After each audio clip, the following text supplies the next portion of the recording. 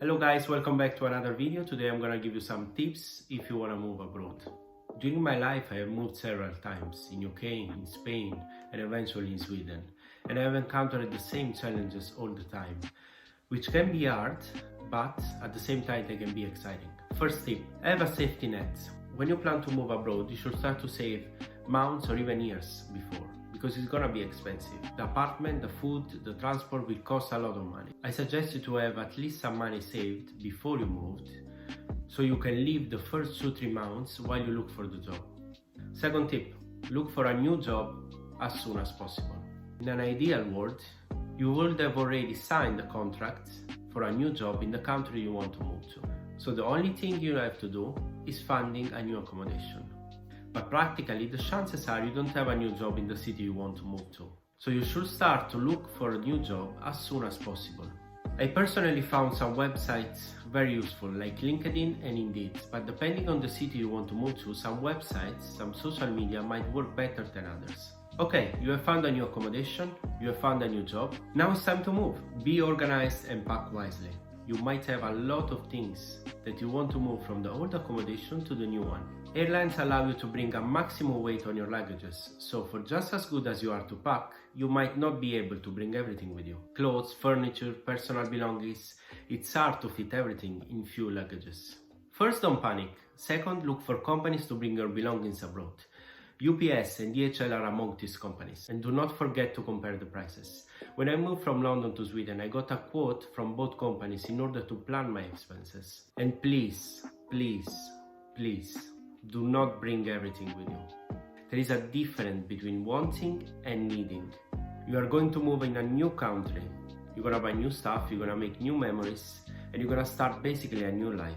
No, you don't need that teddy bear that your ex gifted you, and you don't need all your clothes. Trust me. What I'm saying is that before you pack, you go through your stuff and you throw away what you don't need. Or even better, you can sell what you don't need. New country, new language. You are moving to a new country and obviously they don't speak your language. So what can you do to not feel an outsider? Simply start to learn 10 languages as soon as possible. Apps like Duolingo, which by the way is my favorite, and Babbel can help you to learn the basic of the language. Obviously there are some exceptions. If you're moving from US to UK or vice versa, you don't need to learn the language.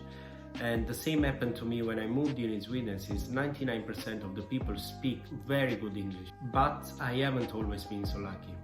When I moved to Spain, I needed to learn Spanish, which is similar to Italian, my mother tongue, but still I needed to put some effort into it. Do not underestimate the paperwork.